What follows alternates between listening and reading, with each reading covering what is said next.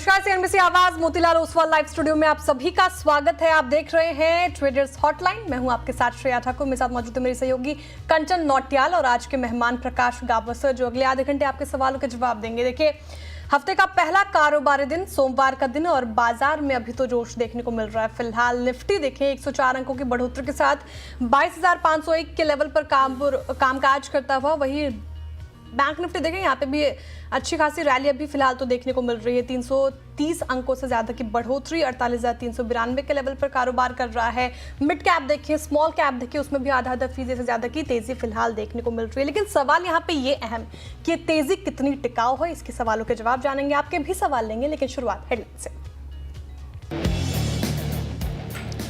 अच्छे ग्लोबल संकेतों ने बुल्स में भरा जोश। निफ्टी 22,500 के करीब। HDFC bank, Mahindra and Mahindra, ICICI bank और बजाज फाइनेंस से मिला सपोर्ट। बैंक निफ्टी में फिर रफ्तार। मिड कैप और स्मॉल कैप में भी खरीदारी का मूड। फाइनेंशियल सेक्टर में आज अच्छी रौनक। सोने में तेजी के चलते मुथूट फाइनेंस करीबन 5% चढ़ के वायदा का टॉप गेनर बना। वहीं बजाज फिनसर्व और बजाज फाइनेंस भी 2 से 3% मजबूत। आरबीआई के बयान के बाद इंडसइंड बैंक का शेयर 3% चढ़कर निफ्टी के टॉप गेनर्स में शामिल। रिजर्व बैंक ने कहा, बैंक की फाइनेंशियल स्थिति संतोषजनक, कैपिटल को लेकर कोई दिक्कत नहीं।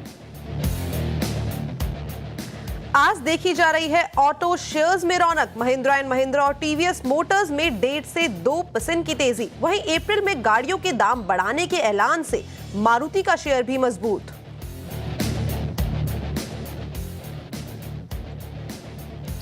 फार्मा की सेहत बेहतर। निफ्टी फार्मा इंडेक्स करीब 2% मजबूत। डॉक्टर रेड्डीज, सिप्ला, सन फार्मा 2 से 3% चढ़े। वहीं यूएस एफडीए से क्लीन चिट मिलने से जाइडस लाइफ और एल्केम लैब्स भी 2 से 2.5% ऊपर। कैपिटल मार्केट से जुड़े शेयर्स में आज अच्छी खासी चमक। एमसीएक्स करीबन 5% भागा। कैम्स, एंजल वन और बीएसई में भी 2 से 3% का इजाफा। पीएम मोदी और न्यूजीलैंड के प्रधानमंत्री के बीच आज होगी एफटीए वार्ता। New Zealand dairy product, meat, wine पर ड्यूटी घटाने के लिए डाल सकता है दबाव। वहीं आईटी और सर्विस सेक्टर में ज्यादा एक्सेस की मांग कर सकता है भारत।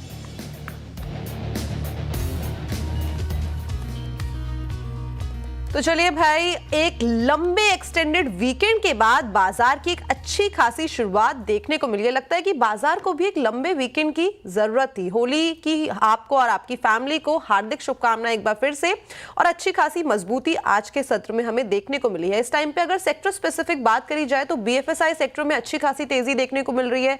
ग्लोबल क्यूज हमें पॉजिटिव साइड में देखने को मिल रहे थे, जिसके चलते हम बात करें अगर ऑटो स्टॉक्स की या फिर इस टाइम पे फार्मास्यूटिकल के स्टैक को देख लिया जाए, जो कि खबरों में भी बने हुए थे, उसके चलते अच्छा खासा इजाफा यहां पे भी हमें देखने को मिल रहा है। लेकिन इस टाइम पे अगर आईटी सेक्टर देखें तो वहां पे हमें थोड़ा सा पेन आता हुआ दिखाई दे रहा है। ओवरऑल आईटी स्टॉक इस टाइम पे कमजोरी के साथ कामकाज कर रहा है।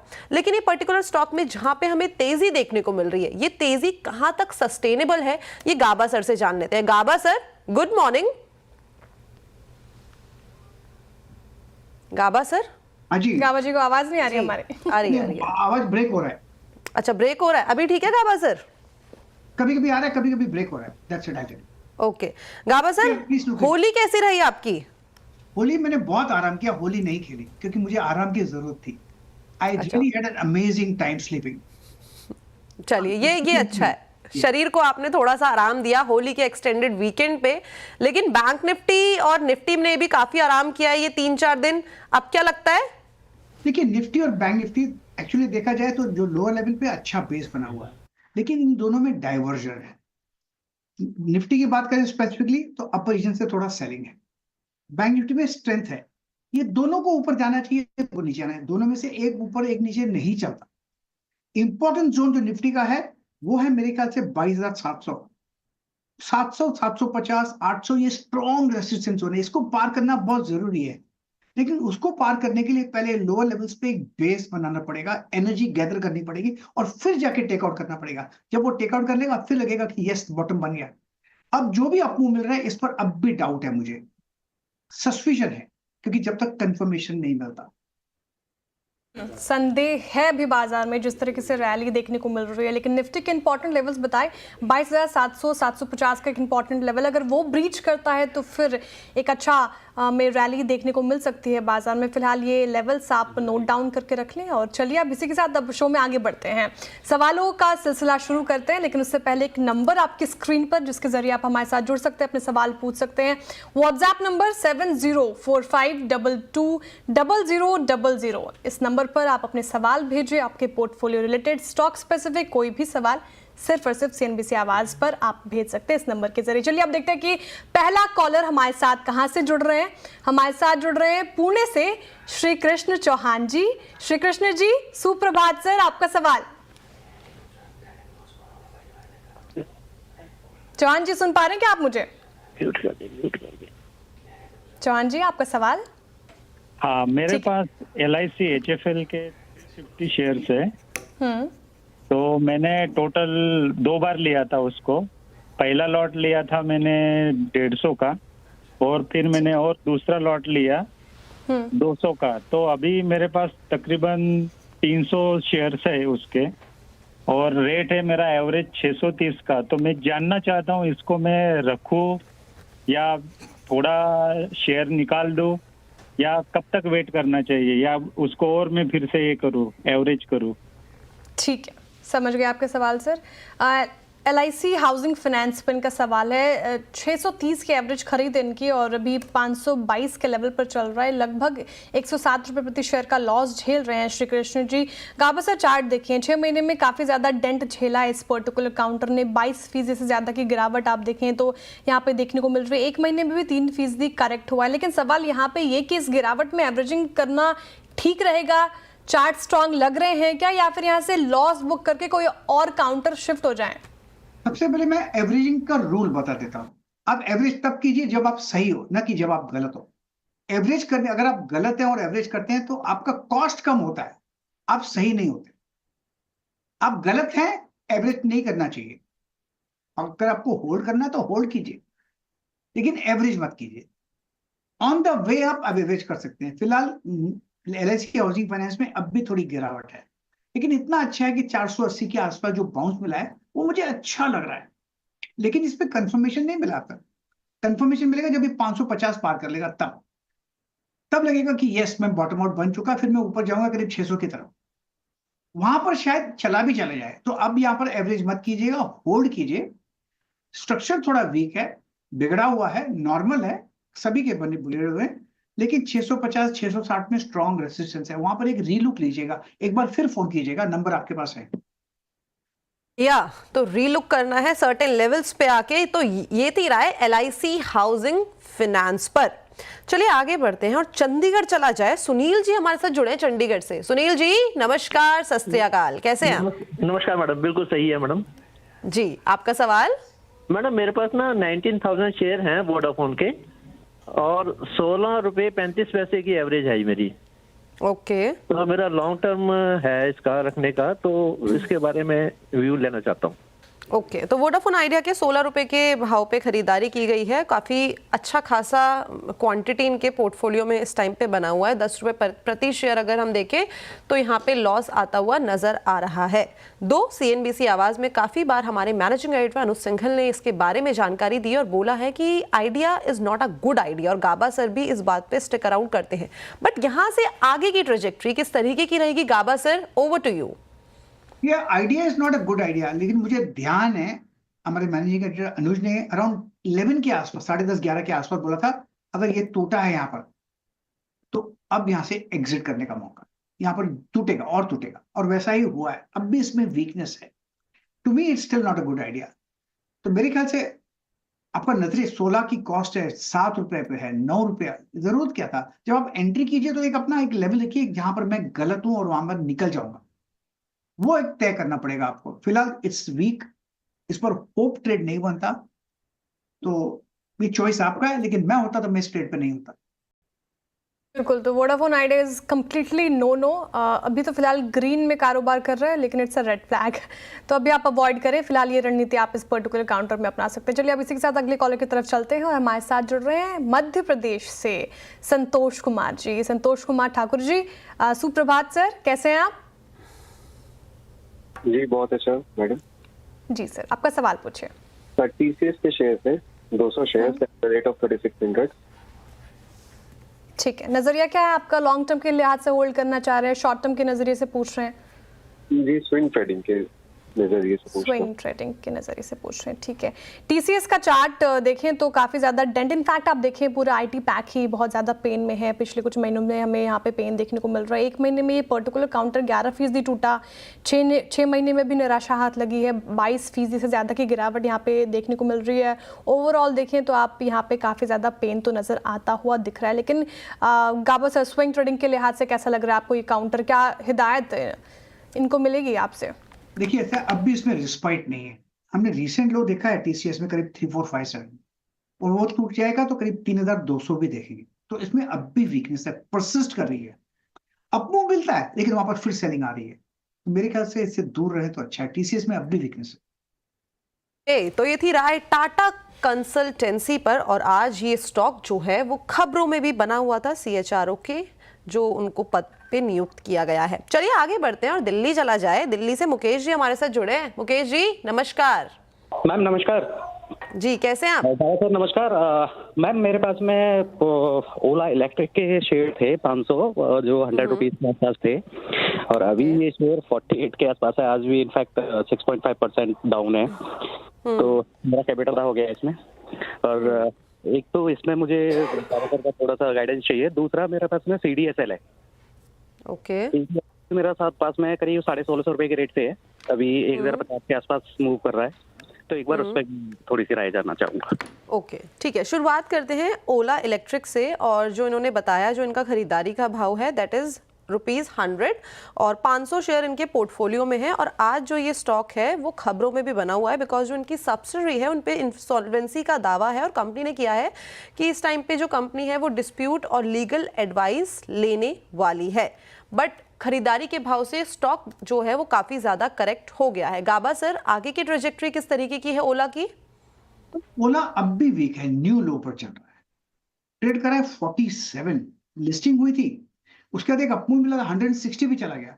जब उसने 80 तोड़ दिया, लिस्टिंग प्राइस का लो था उस दिन महीने का, अब उसके बाद वीकनेस है। इसमें अब तक वीकनेस परसिस्ट कर रही है। और 50 जो एक साइकोलॉजिकल सपोर्ट था वो भी तोड़ दिया, वो कम से कम होल्ड करना था, वो भी तोड़ दिया। अब इसमें और भी वीकनेस है। मेरे पास अगर ये स्टॉक होता तो मैं इसमें एग्जिट कर देता, क्योंकि हम नॉर्मली मानते हैं नो लो इज लो। कहां तक नीचे जाएगा कहना मुश्किल है, लेकिन है वीकनेस। जब तक इसमें स्ट्रेंथ नहीं आती निकलना चाहिए। ओके सर, एक बार CDSL पे अपनी राय दे दीजिए। इस टाइम पे इनके पोर्टफोलियो में करीबन 1650 शेयर हैं, और जो खरीदारी का भाव है दैट इज ₹150, यानी कि यहाँ से अच्छा खासा इजाफा इन्होंने ऑलरेडी देख लिया है। आगे की ट्रेजेक्टरी? देखिए दो स्टॉक्स हैं, एक CDSL और BSE। मैं नहीं देख पाता क्योंकि वो लिस्टेड है सिर्फ NSE पर, और मेरे पास डेटा आता है BSE पर। लेकिन CDSL लॉन्ग टर्म के लिए बहुत ही बढ़िया है। शॉर्ट टर्म में थोड़ी गिरावट आ सकती है, लेकिन लॉन्ग टर्म के लिए बढ़िया है। तो I think it's a hold. CDSL is a hold, और काफ़ी ज़्यादा करेक्शन इस पर्टिकुलर काउंटर्स ने देखी है, कैपिटल मार्केट वाले CDSL BC की बात करें तो। लेकिन इट्स अ होल्ड, अभी आगे इसमें स्ट्रेंथ दिखती है। चलिए अब अगले कॉलर की तरफ चलते हैं। हमारे साथ जुड़ रहे हैं कानपुर से Sanjay Gupta ji. Sanjay ji good morning. Good morning madam. जी मैडम सवाल मुझे सर आपका? इंडियन बैंक पे जानना था। अभी कुछ दिन पहले मैंने इंडियन बैंक 520 पे सेल किए थे। अब मैं फिर से उसमें एंट्री लेना चाह रहा हूँ, तो क्या ये रेट सही रहेंगे या थोड़ा और नीचे जाएगा अभी ये? तो आपके पास है ही नहीं अभी इंडियन बैंक? मेरे पास नहीं, मैं लेना चाह रहा था मैडम इसको। ठीक है, इंडियन बैंक आपको लेना चाहिए या नहीं? इंडियन बैंक अभी कारोबार कर रहा है 498 के भाव पर, लगभग 2% की तेजी यहाँ पे आज देखने को मिल रही है। PSU बैंक्स गिरे हुए, लेकिन इंडियन बैंक में तेजी है। लेकिन अपने हाई से तो करेक्ट हो चुका है, सही ठीक ठीक लेवल पे कारोबार कर रहा है। और आज ये खबर में भी है क्योंकि बोर्ड मीट इसकी शेड्यूल्ड है 30 मार्च को, और फंड रेजिंग के ऊपर ये काम बातचीत कर सकते हैं। लेकिन चार्ट्स पे क्या लग रहा है गाबा सर, फ्रेश बाइंग के लिहाज से इंडियन बैंक काउंटर सही है? इंडियन बैंक का जो बेसिक चार्ट स्ट्रक्चर है वो पॉजिटिव है। लेकिन करीब 1 साल से एक साइडवेज जोन पर चला है, उसके बाद थोड़ा डिप मिला। ये साइन ऑफ स्ट्रेंथ नहीं है, इसमें और भी वीकनेस आ सकती है। इनको खरीदना है तो एक जगह बता देता हूं जो मुझे अच्छी लगती है, अगर वहां पर मिलता है तो वहां पर एक सपोर्ट बन सकता है, वो है 420। अब ट्रेड कर रहा है 499। मैंने एक बार भी नहीं कहा कि 420 आएगा, अगर वहां पर आ जाए तो वहां पर एक सपोर्ट मिलता है, अगर वहां पर आता है तो ले लीजिए, अगर नहीं आता तो कोई बात नहीं, इग्नोर कर लीजिए, क्योंकि अब साइडवेज जोन पर कब कितना साइडवेज जोन रहेगा क्या नाम मुश्किल है। फिलहाल हो सकता है यहाँ पर डिस्ट्रीब्यूशन हो, I think I ignore it. विकल्प Okay. काफी प्राइवेट बैंक में बहुत है, HDFC बैंक है, ICICI बैंक है, एक्सिस बैंक है, वहां पर ध्यान दीजिए ना, स्टेट बैंक ऑफ इंडिया वहां पर भी ध्यान दीजिए। ओके तो ये थी राय इंडियन बैंक पे, और इस ऑप्शन को छोड़ के बाकी के ऑप्शन की तरफ आप नजर बना के रख सकते हैं जहां पे आपको अच्छी अपॉर्चुनिटीज आती हुई दिखाई दे। चलिए आगे बढ़ते हैं। अगेन दिल्ली से जसविंदर जी हमारे साथ जुड़े हैं। जसविंदर जी सत श्री अकाल, कैसे हैं आप? सत श्री अकाल जी। जी कैसे हैं? हम ठीक है जी, आपका सवाल? ये मैंने आपको 3 स्टॉक लिख के भेजे हैं, इन्हीं पे क्वेश्चन है कि शुड आई सेल देम और होल्ड देम। सर मेरे पास आपका एक ही सवाल आया है अडानी एंटरप्राइजेस के ऊपर। मैं इसके ऊपर एक बार गाबा सर से राय ले लेती हूँ। अडानी एंटरप्राइजेस के 600 शेयर इनके पोर्टफोलियो में 2950 के भाव पे खरीदारी की हुई है, और इस टाइम पे अगर करंट मार्केट प्राइस देखें तो काफी ज्यादा करेक्ट हो चुका है। 2251 पे ये इस टाइम पे ट्रेड कर रहा है। आज इसमें करीब करीब 1.5% की तेजी भी हमें देखने को मिल रही है। गाबा सर आगे की ट्रेजेक्ट्री किस तरीके की दिखाई दे रही है? बिकॉज इस टाइम पे अडानी एंटरप्राइजेस, इनफैक्ट पूरा ही अडानी ग्रुप न्यूज में बना हुआ है, और इस टाइम पे 36,000 करोड़ रीडेवलपमेंट प्रोजेक्ट पे भी अच्छा खासा ध्यान दे रहा है। जहां पर इन्होंने खरीदा है वहीं पर से एक ब्रेकडाउन मिला है। अब रिसेंट लो हमने 2000 देखा, 2000 एक साइकोलॉजिकल सपोर्ट बन सकता है। I think it's a matter of time, long term hold है।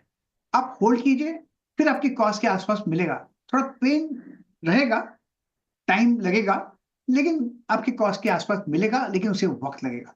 फिलहाल लगता है और भी लो लेवल आ सकते हैं, लेकिन वो बाइंग एरियाज है, यहाँ पर बेचना नहीं चाहिए, लॉस बुक नहीं करना चाहिए अडानी एंटरप्राइज। तो मेरे ख्याल से यहाँ पर होल्ड की सलाह।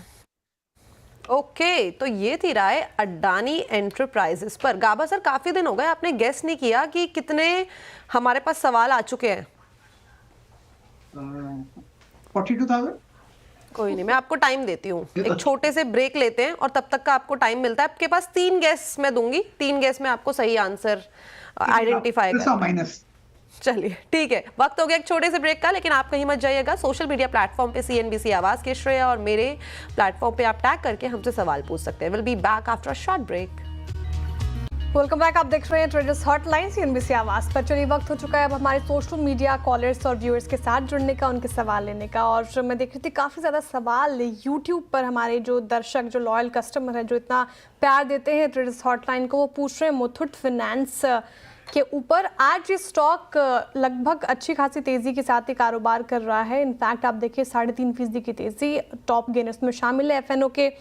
और इसने मार्च 13 यानी कि 2025 मार्च 13 को इसका जो AUM है, एसेट अंडर मैनेजमेंट, वो 1 ट्रिलियन रुपये का हो गया है। तो ये माइलस्टोन इस पर्टिकुलर काउंटर ने टच किया है। लेकिन इसका चार्ट कैसा लग रहा है गाबा से? मुथूट फाइनेंस, हम अक्सर इस पर बात भी करते रहते हैं, जिनके पास है वो क्या करें, फिलहाल होल्ड कर सकते हैं? बिल्कुल होल्ड करना चाहिए। स्टॉक मेरे पसंद था आज सुबह 8 o'clock शो के लिए, लेकिन मैंने नहीं दिया क्योंकि उस पर ये बैन पर था। लेकिन बढ़िया लगता है चार्ट स्ट्रक्चर, बहुत बढ़िया बेस बना हुआ है मुथूट फाइनेंस का, करीब 2200 के आसपास, 2250 के आसपास, सॉरी 2150 के आसपास। अप मूव ऑन है, इसमें इस buy and hold, continue holding Muthoot finance. Okay तो ये थी राय मुथूट फाइनेंस के ऊपर। और आज हमने ये खबरों वाले स्टॉक्स में भी ऐड किया था, उसके बाद अच्छी खासी तेजी हमें यहाँ पे देखने को मिल रही है। गाबा सर चलिए मैं 3 ऑप्शन रखती हूँ आपके सामने। हाँ जी। पहला ऑप्शन 1.2 लाख, सेकंड ऑप्शन 69,000 और तीसरा ऑप्शन है 1.29 लाख। क्या है आपका करेक्ट आंसर? 1.2। 1.2 जी।